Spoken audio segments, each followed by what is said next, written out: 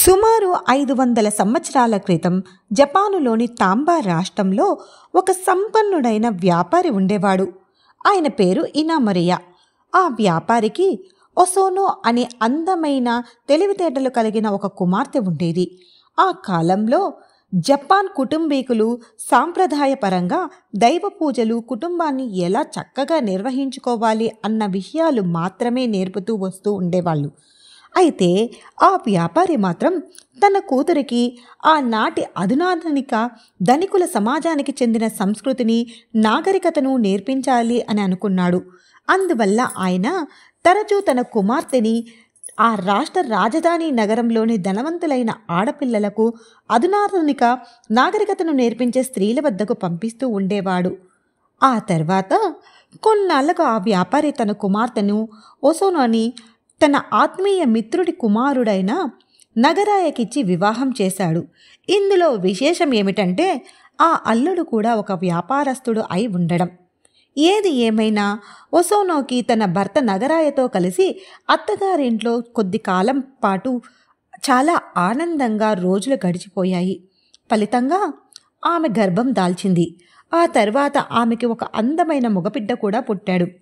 ఎంతో సంతోషంగా అన్యోన్యంగా తన సంసారం సాగిపోతూ ఉన్న సమయంలో ఒక దురదృష్ట సంఘటన చోటు చేసుకుంది. అది ఏమిటంటే ఒకసారి ఒసోనో ఆరోగ్యము ఎందుకో తెలియదు కానీ చాలా క్షీణించిపోయింది. ఈ జబ్బు అని చెప్పడానికి వీలు లేకుండా పోయింది. రోజు రోజుకు ఆమె ఆరోగ్యం క్షీణించి చివరకు మరణించింది. హఠాత్తుగా మరణం చెందడం వల్ల ఆమె కుటుంబీకులు ఎంతో బాధపడ్డారు. అందున ఆ రోజు ఆమె పెళ్లి రోజు కావడం చేత నగరాయ దుఃఖానికి మితి లేకుండా పోయింది. ఏది ఏమైనా అకాల మృతి చెందిన ఒసోనోకి మహాయాన బౌద్ధమత విధానంలో అంత్యక్రియలు జరిపించారు.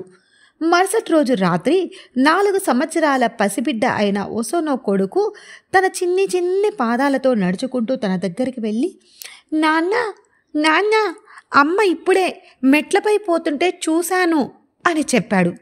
చిన్నవాడు ఏదో తల్లిని మర్చిపోలేక ప్రేలాపిస్తున్నాడు అని అనుకున్నాడు నగరాయ మొదట. కానీ చిన్నవాడు పదే అమ్మను చూశాను, అమ్మ మెట్ల మీద నుంచి పోతూ ఉంది అని పదే చెప్పడంతో నగరాయకి అనుమానం కలిగి తమ గదికి వెళ్ళి చూశాడు. ఆశ్చర్యం, భయానకం! అక్కడ ఓసోనో ఉంది. ఓసోనో తిరుగుతూ ఉంది.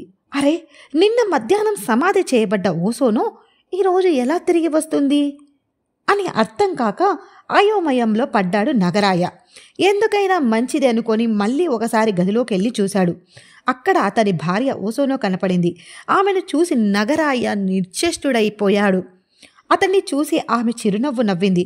అప్పుడు తేరుకున్న నగరాయ పెద్దగా కేకలు వేస్తూ, అమ్మో అమ్మో, దయ్యం దయ్యం అని పరిగెత్తుకుంటూ కిందికి వచ్చాడు.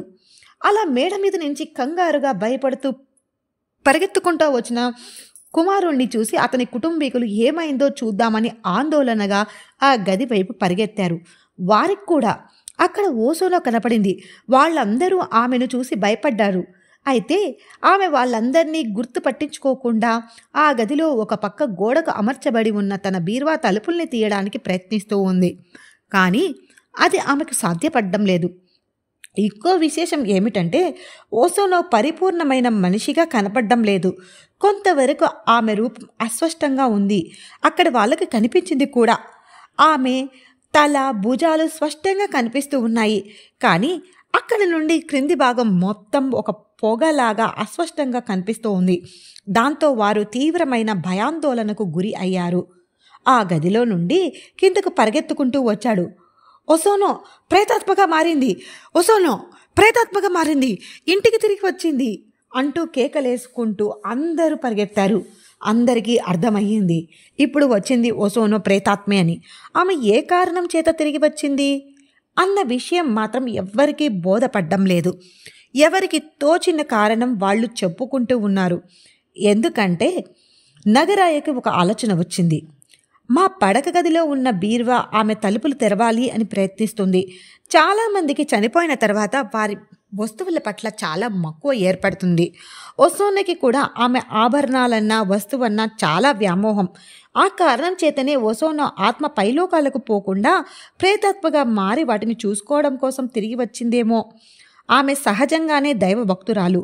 అందువల్ల ఆమె యొక్క నగలు వస్త్రాలు మన పట్టణంలో ఉన్న బుద్ధుడి ఆలయంలో ఇచ్చేద్దాం. అలా అయితే ఆమె ఆత్మకు శాంతి చేకూరి పైలోకాలకు వెళ్ళిపోతుంది అని అందరూ నిశ్చయించుకున్నారు.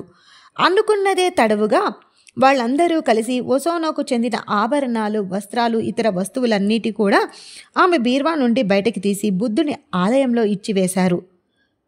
కానీ ఒసోనో నగలు వస్త్రాలు సమర్పించిన తర్వాత ఆమె ఆత్మకు శాంతి చేకూరుతుంది, ఇక మీదట కనపడదు అని వారు ఊహించారు. దానికి విరుద్ధంగా ఆ రోజు అర్ధరాత్రి 12 గంటలకు ఒసోనో ప్రేతాత్మ మళ్ళీ బీర్వా దగ్గరికి వచ్చి బీర్వాలోని అరలలో వెతకడం ప్రారంభించింది. ఆ దృశ్యం చూసిన నగరాయ కుటుంబీకులు హడలిపోయారు. ఆ తర్వాత ఎన్నో రాత్రులు ఒసోనో ఆత్మ ఇంటికి రావడం, బీర్వా అలలలో వెతికిపోవడం జరుగుతూనే ఉంది. ఆమె ప్రేతాత్మ పదే పదే విపరీతంగా బాధపడుతూ ఉండడం నగరాయ ఒకరోజు గమనించాడు. ఆ తర్వాత అతను బౌద్ధ దేవాలయంలోకి వెళ్ళి అక్కడ పూజారి వద్దకు వెళ్ళి ఒసోనో ఆత్మ గురించి వివరంగా తెలియచేశారు. ఆ ప్రధాన పూజారి పేరు డైజన్. నగరాయ చెప్పిన మాటలన్నీ శ్రద్ధగా విన్న తర్వాత ఆ వృద్ధ పూజారి డైజన్ ఇలా అన్నారు: బిడ్డా, నీ భార్య ఆత్మ మళ్ళీ మళ్ళీ తిరిగి ఇంటికి వస్తుంది అంటే దాని వెనకాల ఏదో నిగూఢ రహస్యం దాగి ఉన్నది అని నాకు అనిపిస్తుంది. అది ఏమిటో ఇవాళ రాత్రే నేను తేల్చేస్తాను, నువ్వు నిర్భయంగా ఉండు అని చెప్పి పంపించి వేశాడు డైజన్. ఆ రోజు అర్ధరాత్రి సమయానికి నగరాయ ఇంటికి చేరుకున్నాడు. ఆ తర్వాత నగరాయతో ఇలా చెప్పాడు: బిడ్డా, నేను ఇప్పుడు ఆ గదిలోకి వెళ్తూ ఉన్నాను. నేను పిలిచే వరకు మీరెవ్వరూ ఆ గదిలోకి పొరపాటున కూడా రావద్దు, జాగ్రత్త అని చెప్పాడు. నగరాయ సరే అన్నట్లు తల ఊపాడు.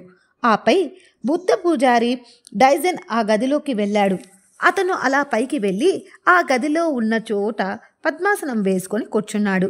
ఆపై మహాయాన బౌద్ధమతంలో చెప్పబడిన కొన్ని తాంత్రిక మంత్రాలను మధ్యస్థాయి స్వరంతో పఠించడం మొదలుపెట్టాడు. ఆ తర్వాత 10 నిమిషాలకు ఒక పొగ ఆకారం ఒసోనో ఆత్మ ఆ గదిలోకి ప్రవేశించింది.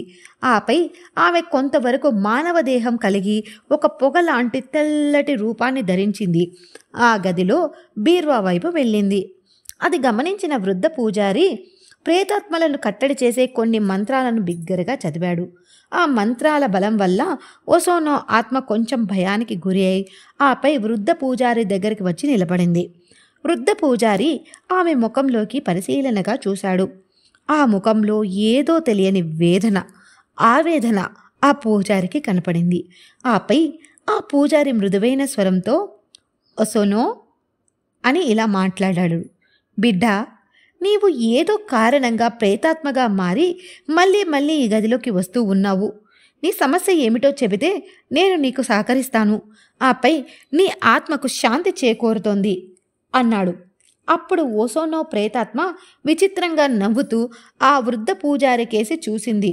సాధారణంగా ప్రేతాత్మలు మాట్లాడగలిగే శక్తిని కలిగి ఉండవు, కానీ అవి తలుచుకుంటే తమ మనోభావాలను టెలోపతి ద్వారా తెలియచేయగలవు. అక్కడ కూడా ప్రేతాత్మ ఆ గదిలోకి మళ్ళీ ఎందుకు వస్తుందో మాటలతో చెప్పలేకపోయినప్పటికీ ఆ బీర్వాలో ఉన్న ఒక ఆత్మలో తనకు కావలసిన వస్తువు ఉంది అని తన మనోభావాన్ని టెలిపతి ద్వారా తెలియచేసింది. ఆమెకు కావలసిన వస్తువు ఏదో ఆ బీర్వాలో ఒక అరలో ఉందని వృద్ధ పూజారికి స్పష్టంగా అర్థమైంది. ఆపై ఆయన పద్మాసనం నుండి లేచి ఆ బీర్వా వద్దకు నడుచుకుంటూ వెళ్ళి బీర్వాలో ఉన్న ఒక్కొక్క అరను తన బలం ఉపయోగించి తెరవడం ప్రారంభించాడు. అదేవిధంగా 1, 2, 3, 4 అరలని వరుసగా తెరిచి అందులో ఏ వస్తువులు ఉన్నాయా అని పరిశీలనగా చూశాడు. కానీ అందులో ఏమీ లేవు. ఆ తర్వాత ఆయన ఏం చేయాలో అర్థం కాక ఒసోనో వైపు ప్రశ్నార్థకంగా చూశాడు. ఇంకా వెతుకు అన్నట్లు ఒసోనో ఆత్మ తలను ఊపింది. ఆ తర్వాత బీర్వాలో ఉన్న 4వ అర అప్పటికే సంపూర్ణంగా పరిశీలించిన పూజారి మళ్ళీ వెళ్ళి 4వ అర లోపల తన 2 చేతులతో బలంగా తమిడి చూశాడు. అప్పుడు ఆయనకు 4వ అరలో ఒక చిన్న పరిమాణంలో అమర్చబడి ఉన్న ఒక చిన్న అర కనిపించింది. అప్పుడు పూజారి అతి సన్నగా ఉన్న ఆ అరను అతి కష్టం మీద తెరిచి చూడగా దాంట్లో ఒక చిన్న ఉత్తరం కనిపించింది. ఆ పూజారి ఆ ఉత్తరాన్ని బయటికి తీసి ఆపై దానిని ఆమెకు చూపిస్తూ, "దీనికోసమేనా నువ్వు పదే పదే ఇక్కడికి వస్తూ ఉన్నావు?" అని అన్నాడు. ఒసోనో ప్రేతాత్మ ఆ ఉత్తరం కేసి తీక్షణంగా చూసి విచిత్రంగా నవ్వింది. ఆమె ప్రేతాత్మ ఆ ఉత్తరం కోసమే మళ్ళీ మళ్ళీ వస్తుంది అని గ్రహించిన ఆ పూజారి గంభీరమైన స్వరంతో ఇలా అన్నాడు, "బిడ్డా, బాధపడకు. ఈ ఉత్తరాన్ని రేపు ఉదయం బుద్ధుడి ఆలయంలో వెలిగే దీపారాధనలో కాల్చివేస్తాను. ఈ ఉత్తరాన్ని ఎవరికీ చూపించను." ఆ పూజారి అలా చెప్పడంతో ఒసోనో ప్రేతాత్మ ముఖంలో ఏదో తెలియని ప్రశాంతత కనపడింది. ఆ తర్వాత ఒసోనో ప్రేతాత్మ అక్కడి నుండి వెళ్ళిపోయింది. కొంతసేపు గడిచిన తర్వాత ఆ వృద్ధ పూజారి ఆ ఉత్తరాన్ని తన దుస్తుల్లో రహస్యంగా దాచుకొని ఆపై కిందికి వచ్చి అక్కడ తన రాక కోసం ఆతృతంగా ఎదురు చూస్తున్న నగరాయ మరియు అతని కుటుంబ సభ్యులతో ఇలా అన్నాడు, "నేను తంత్రపరమైన ప్రక్రియలను చేశాను. దాంతో ఒసోనో ప్రేతాత్మ శాంతించింది. నా అభిప్రాయం ప్రకారం ఆమె ఇక తిరిగి రాదు. మీరు నిశ్చింతగా ఉండండి" అని చెప్పి ఆ వృద్ధ పూజారి ఇంటి నుండి బయలుదేరి బుద్ధ ఆలయానికి చేరుకున్నాడు. ఆ మరునాడు ఉదయం ఇతర భక్తులు ఆ ఆలయానికి రావడానికి ముందే ఆ వృద్ధ పూజారి ఒసోనో ఇంటి నుండి తెచ్చిన ఉత్తరాన్ని చదివి చూశాడు. ఆ ఉత్తరంలో ఏమి ఉన్నది అని. ఒసోనో నాగరికతను నేర్చుకునే స్త్రీల కళాశాలలో విద్యార్థినిగా ఉన్న సమయంలో ఒకసారి ఆమె తోటి పురుష విద్యార్థి ఆమెకు ఒక ప్రేమలేఖ రాసి ఇచ్చాడు. ఆ ప్రేమలేఖను చదివిన ఒసోనో కూడా అతన్ని ప్రేమించింది. అయితే ఆ విషయాన్ని తండ్రికి చెప్పే ధైర్యం లేక తన మనసులోనే దాచుకొని తండ్రి చెప్పిన ప్రకారం నగరాయను వివాహం చేసుకుంది. అయితే తాను తొలిసారిగా ప్రేమించిన ప్రేమికుడి యొక్క ఉత్తరాన్ని ఆమె అమూల్య కానుకగా భావించి ఆమె ఆ ఉత్తరాన్ని తన దగ్గర రహస్యంగా దాచుకుంది. తాను చనిపోయింది కనుక ఏదో ఒక సమయంలో తన భర్త మరియు అతని కుటుంబీకులు ఆ ఉత్తరం దొరుకుతుంది. ఆ ఉత్తరాన్ని చదివిన తన భర్తకు తన పైన చెడు అభిప్రాయం కలుగుతుందని భయపడిన ఒసోనో ప్రేతాత్మ ఆ ఉత్తరాన్ని నాశనం చేయడం కోసం మళ్ళీ మళ్ళీ తన ఇంటికి తిరిగి వస్తూ ఉంది. అయితే ఆ ఉత్తరాన్ని బీరువాల నుండి బయటికి తీయడం ఆమె ఆత్మకు సాధ్యం కాలేదు. ఎప్పుడైతే ఆ వృద్ధ పూజారి ఆ ఉత్తరాన్ని తీసుకొని ఆపై దానిని ఎవరికి కనబడకుండా నాశనం చేస్తానని చెప్పాడో ఆ క్షణమే ఒసోనో ప్రేతాత్మకి శాంతి కలిగింది. ఆపై ఆమె ప్రేతాత్మ రూపాన్ని వదిలి పుణ్యలోకాలకు వెళ్ళిపోయింది. ఆ ఉత్తరాన్ని చదివి ఒసోనో యొక్క ప్రేమ వ్యవహారం గురించి తెలుసుకున్న ఆ వృద్ధ పూజారి ఆ ఉత్తరాన్ని అక్కడ వెలుగుతున్న దీపారాధనలో కాల్చివేశాడు. ఆయన బ్రతికి ఉన్నంతకాలం ఆ ఉత్తర రహస్యం ఆయనలోనే నిలిచిపోయింది.